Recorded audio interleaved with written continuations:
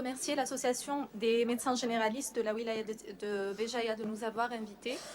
Et je suis vraiment très contente d'être ici parmi vous, d'autant plus que je suis encore plus contente de voir des étudiants en médecine parmi nous, ces étudiants qui, ne l'oublions pas, sont la crème de l'université. Alors, donc le thème que je vais aborder aujourd'hui, c'est l'escalade thérapeutique dans le diabète. Et maintenant, c'est mieux? Voilà. Donc je disais que le thème que je vais aborder aujourd'hui, c'est l'escalade thérapeutique dans le diabète de type 2. C'est bon?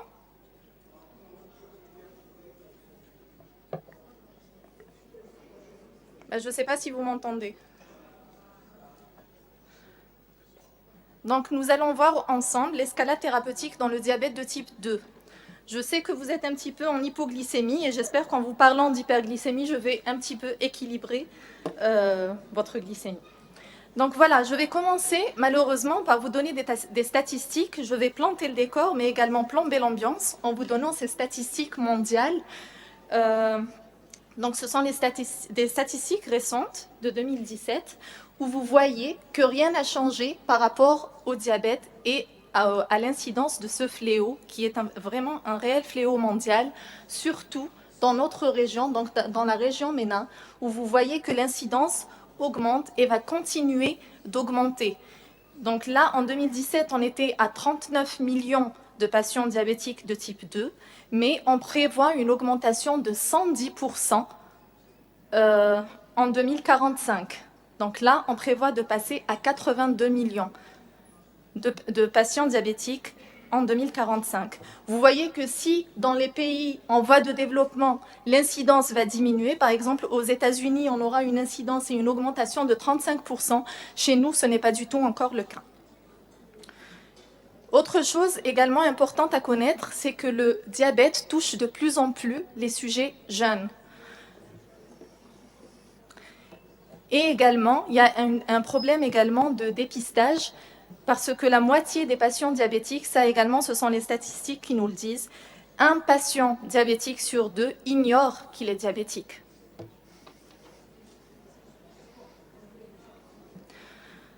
Pourquoi est-ce un phénomène mondial et plutôt un fléau? Donc vous savez très bien que les patients diabétiques sont des patients qui décèdent énormément, donc des complications cardiovasculaires. C'est une pathologie métabolique et une pathologie qui entraîne donc une morbimortalité cardiovasculaire très très importante. Nous savons pourtant, par exemple, si on prend les statistiques, nous savons que le diabète a causé en 2017 dans notre région, donc dans la région MENA, il a causé 300 000 décès en 2017. Pourtant, ces décès, on sait très bien que plusieurs études l'ont démontré. Donc, en améliorant la prise en charge de nos patients et en améliorant leur équilibre glycémique, donc, nous savons très bien que nous pouvons avoir un impact sur l'incidence et l'apparition de ces complications cardiovasculaires. Je donne les principales études qui ont démontré ça. Donc, vous connaissez tous l'étude UKPDS, qui initialement avait démontré un gain en termes de micro-angiopathie. Donc, les patients gagnaient en termes de micro-angiopathie, mais ces patients-là, revus 10 ans plus tard, c'était des patients qui continuaient à faire, en fait, qui faisaient moins d'événements cardiovasculaires que les patients dans le groupe intensif par rapport au groupe conventionnel. Donc vous voyez qu'en fait, dans l'étude UKPDS qui avait pris des patients diabétiques de nouveau, nous avions appris une chose, c'est que plus on prenait en charge nos patients de façon précoce et de façon optimale, et plus on leur évitait l'apparition des complications cardiovasculaires à long terme. D'autres études également, donc nous avons également appris d'autres choses grâce à d'autres études, notamment ACCORD, ADVANCE et VADT. Si l'étude du KPDS nous a incité à intensifier rapidement le traitement antidiabétique chez des patients diabétiques de nouveau, ces études-là, par contre, nous ont un petit peu appris la prudence et nous disent que chez des patients à haut risque cardiovasculaire, il fallait être prudent en termes d'objectifs glycémiques. Car plus on essayait d'avoir un équilibre glycémique intensif et plus on risquait d'augmenter la morbimortalité cardiovasculaire. Donc malgré ces études-là et malgré tout ce qu'on sait actuellement sur le diabète, on n'arrive tout de même pas à diminuer les complications cardiovasculaires. Pourquoi? Donc là, si on regarde un petit peu la mortalité, vous voyez que 4 millions, on voit que 2 millions des patients diabétiques décédés, décédés du diabète, donc de leurs complications, en moins de 60 ans. C'est quand même effarant et effrayant, parce que, en fait, un sujet de moins de 60 ans est considéré comme étant un sujet jeune. Et là, vous voyez que le diabète, en fait, est une cause de mortalité très, très importante du sujet jeune. Surtout dans nos régions. Donc là, vous voyez que ce sont les régions, ici, ce sont les pays industrialisés, et là, c'est chez nous. Ce sont les pays en voie d'émergence. Autre constat également, donc là, on fait tout le temps des formations, tout le monde donc fait des formations, tout le monde essaie de se mettre un petit peu à jour par rapport à toutes les recommandations, à toutes les recommandations de prise en charge du diabète. Et pourtant, encore maintenant, chez nous, en Algérie, donc on voit que 80%, donc que 80% de nos patients diabétiques ne sont pas aux objectifs. Ne sont pas aux objectifs glycémiques. Pourquoi? Donc là, on sait que le diabète réduit la mortalité cardiovasculaire. On a suffisamment de recommandations pour savoir comment manager et prendre en charge un patient diabétique. Pourtant, on n'arrive toujours pas à les équilibrer et on n'arrive toujours pas à diminuer cette morbimortalité cardiovasculaire. Donc l'une des raisons, vous le savez, c'est que le diabète de type 2 est une maladie évolutive. C'est une maladie évolutive. Au moment où on fait le diagnostic, 50% du capital bêta-pancréatique est déjà détruit. Et cette destruction, en fait, continue au fur et à mesure que la maladie avance. Et cette pente-là, elle peut être encore plus raide chez certains patients qui détruisent ou dégradent leur fonction bêta-insulaire plus rapidement que d'autres. Ceci explique ensuite pourquoi, quel que soit le traitement qu'on met, à un moment ou à un autre, on est face à un échec thérapeutique ou à un échappement thérapeutique. Malheureusement, donc, cet échappement thérapeutique contraste avec quelque chose qui est également de plus en plus observé et auquel on s'intéresse encore de plus en plus, c'est ce qu'on appelle l'inertie thérapeutique. Inertie thérapeutique qui se définit en fait quand il y a trois paramètres qui se surajoutent. On sait que on connaît, en fait, c'est la reconnaissance des objectifs chez un patient donné.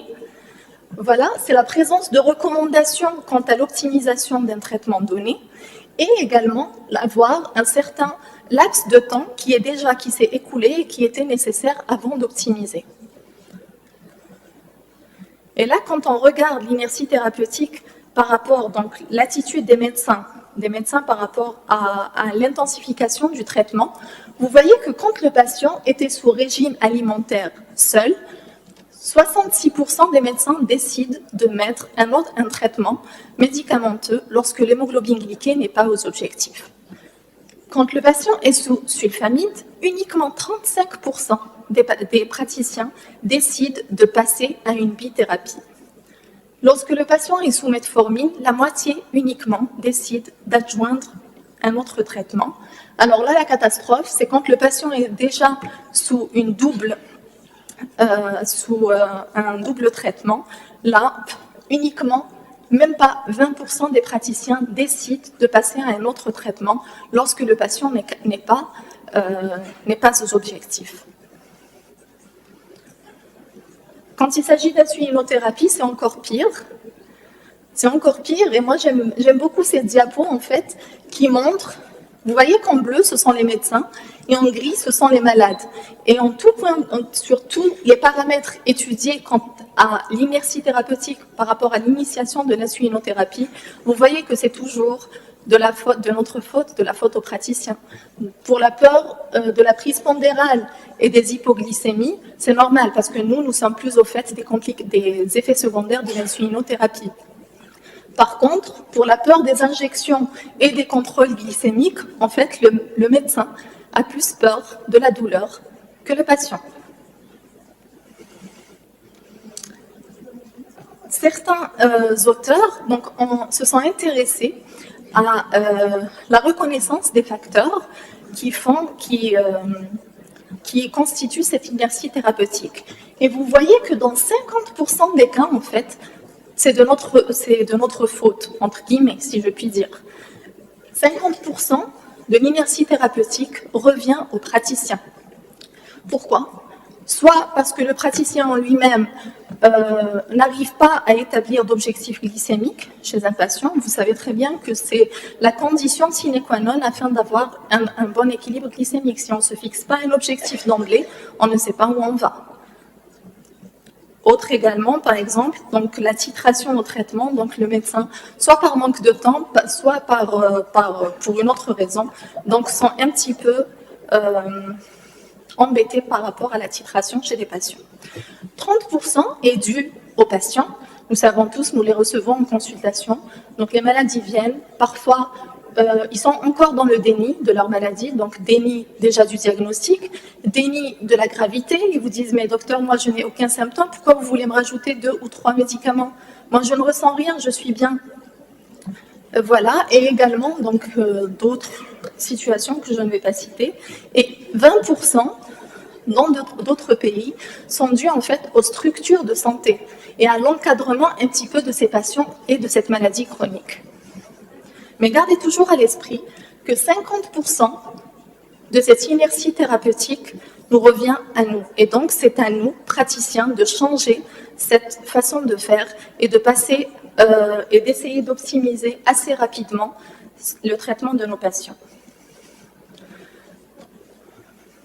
Là également, donc je vais vous montrer, donc là c'est ce qu'on appelle en fait, c'est l'éviction possible d'une surcharge glycémique, ce qu'on peut éviter à notre patient. Vous voyez que là l'hémoglobine glyquée est aux objectifs. Là, c'est la première hémoglobine glyquée qui est supérieure à l'objectif. Et tout ça, en fait, toute cette charge glucidique que vous imposez à vos patients lorsque vous n'intensifiez pas votre traitement, c'est quelque chose d'évitable. Si à ce moment-là, le médecin ou le praticien décide, il se dit, le patient n'est pas aux objectifs, je passe à l'étape supérieure, eh bien, on peut lui éviter toute cette surcharge glucidique. Et n'oubliez pas que toute cette surcharge à long terme, ce sont des événements cardiovasculaires. Maintenant, comment prendre en charge les patients diabétiques de type 2 ? Donc tout le monde, vous le savez tous, en fait, j'ai juste repris les dernières recommandations de l'Association américaine du diabète. Donc là, vous savez,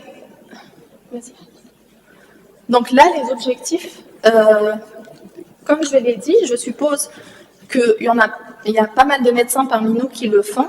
En fait, quand vous recevez un patient en consultation, dès la première fois, ce que vous devez faire, après l'avoir vu, après avoir établi son niveau de risque cardiovasculaire, la première chose à faire, c'est de se fixer des objectifs. Se fixer des objectifs pas uniquement en termes de glycémie, mais également en termes de poids, en termes de pression artérielle, de bilan lipidique.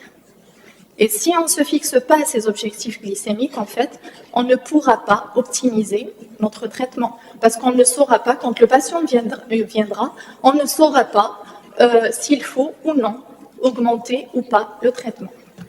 Vas-y, encore. Donc les objectifs glycémiques sont différents en fonction des sociétés savantes. Par exemple, l'ADA vous dit, voilà, c'est une hémoglobine glyquée inférieure à 7, et donc pour cela, on doit avoir une glycémie AG inférieure à 1,30 et une postprandiale inférieure à 1,80. L'IDF est un peu plus strict, c'est une glycémie AG inférieure à 1,10, une postprandiale inférieure à 1,40 et une hémoglobine glyquée inférieure à 6,5.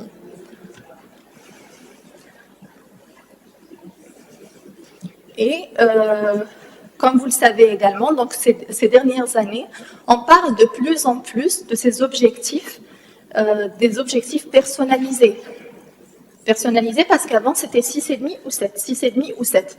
Mais là, par rapport aux derniers résultats des différentes études, notamment les études de morbimortalité cardiovasculaire, on s'était rendu compte que parfois plus on essayait d'être strict, et plus on arrivait carrément à l'inverse, ça veut dire qu'on nuisait à nos patients. Donc là, ce sont des objectifs que vous connaissez tous, en fait, objectifs glycémiques personnalisés selon le patient. Si c'est un patient qui est Par exemple, si c'est un patient d'emblée à très haut risque cardiovasculaire, là, je vais me dire que je dois plutôt avoir des objectifs glycémiques aux alentours de 8%. Par contre, si c'est un patient qui est jeune, qui n'a pas de complications cardiovasculaires, qui n'a pas de risque de faire des hypoglycémies sévères, etc., là, on sera un petit peu plus strict, si je puis dire, en termes d'équilibre glycémique. Quels sont les traitements dont nous disposons? En fait, l'arsenal thérapeutique dans le diabète de type 2 se calque point par point à sa physiopathologie, enfin la physiopathologie qui est connue. Donc vous connaissez tous les biguanides, la metformine qui est le chef de file, qui a une action essentiellement au niveau du pancréas en diminuant la glycogénolyse, pardon, pas au niveau du pancréas, mais au niveau du foie en diminuant la production du glucose hépatique. Les analogues les inhibiteurs du SGLT2 qui agissent au niveau du rein justement pour diminuer la réabsorption de glucose au niveau du rein. Les analogues du GLP1 qui ont une action essentiellement au niveau du pancréas mais qui ont également d'autres actions pléotropes. Et c'est ce qu'on appelle les incrétines, donc c'est les analogues du GLP1 et les inhibiteurs des PP4 qui en plus de leur action sur le métabolisme glucidique ont beaucoup d'autres effets pléotropes. Les thiazolidinedione qui diminuent ou qui augmentent l'insulinosensibilité, et enfin les sulfamides que vous connaissez tous et que vous avez tous l'habitude d'utiliser, qui sont des insulinosécrétagogues. Quelles sont maintenant les particularités de chaque classe médicamenteuse? Si on prend la metformine, il est indéniable, tout le monde le sait, que c'est le traitement de première intention à utiliser chez tout patient diabétique de type 2, nouvellement diagnostiqué, bien sûr, en dehors des contre-indications. La metformine a une efficacité très intéressante en termes de contrôle glycémique, mais également en termes de réduction de la mortalité cardiovasculaire.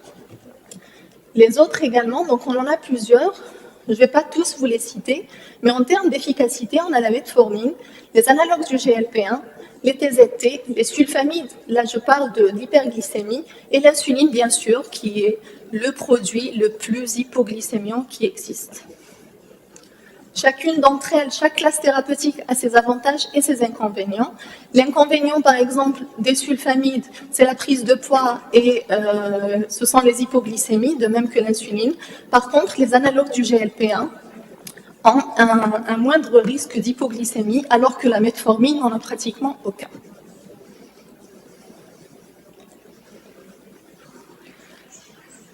Donc là, je vais juste vous montrer quelques études. J'ai vraiment pris quelques études des traitements, en fait, des essais cliniques qui parlent de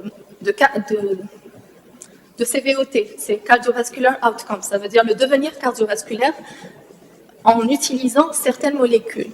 Donc j'ai pris comme exemple l'essai clinique Leader, qui a utilisé le liraglutide, qui est un analogue du GLP1. Et en fait, c'est cet essai clinique-là qui a donné l'AMM au liraglutide pour l'utilisation chez les patients. En fait, la FDA a approuvé le fait que le liraglutide diminue le risque majeur d'événements cardiovasculaires chez les patients diabétiques de type 2. Autre essai clinique, donc c'est l'essai clinique Sustain 6 auquel j'ai eu le plaisir de participer. Et là, par contre, cette fois-ci, c'était en fait, vous savez que plus on a de nouvelles molécules et plus la FDA vous demande de prouver leur innocuité en termes de morbimortalité cardiovasculaire, surtout à long terme. Le semaglutide, qui est un analogue du GLP1 en une injection par semaine, donc une injection hebdomadaire, et également, donc Sustain 6 a prouvé qu'il n'y avait pas un surplus de morbimortalité cardiovasculaire chez les patients qui l'avaient pris. L'étude Amparex, cette fois-ci, s'est intéressée aux inhibiteurs SGLT2, et encore une fois, la FDA également l'a rajouté comme traitement pouvant être utilisé pour réduire les complications cardiovasculaires chez les patients diabétiques de type 2. Maintenant, on arrive à l'algorithme thérapeutique qui est proposé par l'ADA en 2018. Vous allez voir qu'il ressemble assez aux autres algorithmes précédents, sauf peut-être à une ou deux différences près. Donc, en fait, on passe toujours par une monothérapie, une bithérapie, une trithérapie avant d'arriver au traitement injectable. Si on commence par la monothérapie,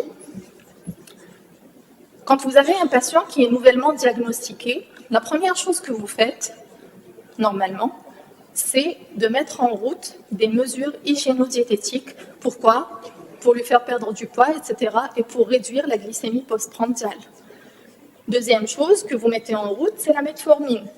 La metformine est le premier traitement et le traitement que vous devez à tout prix garder chez vos patients diabétiques de type 2, car en plus de leur gain ou de son bénéfice en termes de glycémie, de réduction de la glycémie, la metformine a également des effets sur la protection cardiovasculaire de vos patients.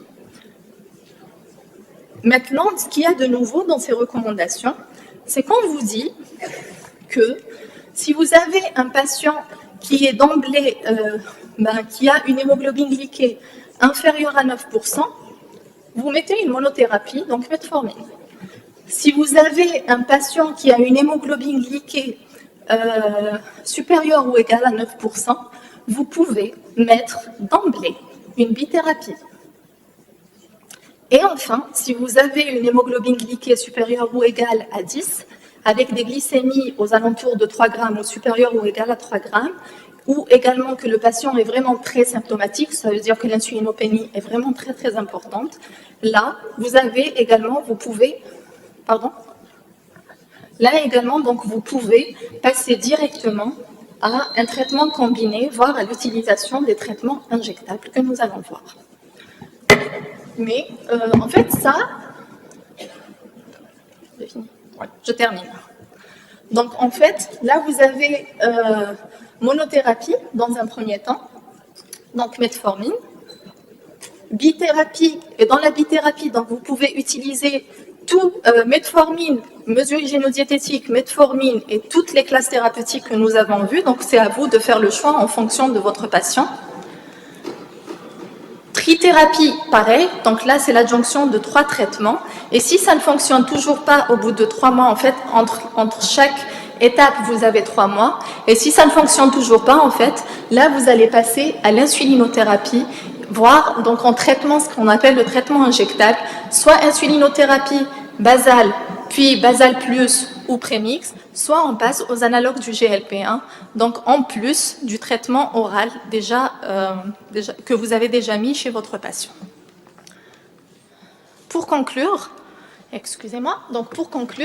la morbimortalité du diabète de type 2 est essentiellement due aux événements cardiovasculaires. Vous savez très bien que le fait d'améliorer l'équilibre glycémique réduit les complications. Cependant, le fait d'avoir un bon équilibre glycémique est retardé à cause d'une inertie thérapeutique, d'algorithmes de titration parfois qui ne sont pas mis, qu'on ne fait pas vraiment, qu'on fait mais sans respecter les délais entre chaque étape. Et enfin, donc peut-être que l'utilisation de thérapie combinée d'emblée pourrait peut-être améliorer ça. Et je vous remercie. On remercie de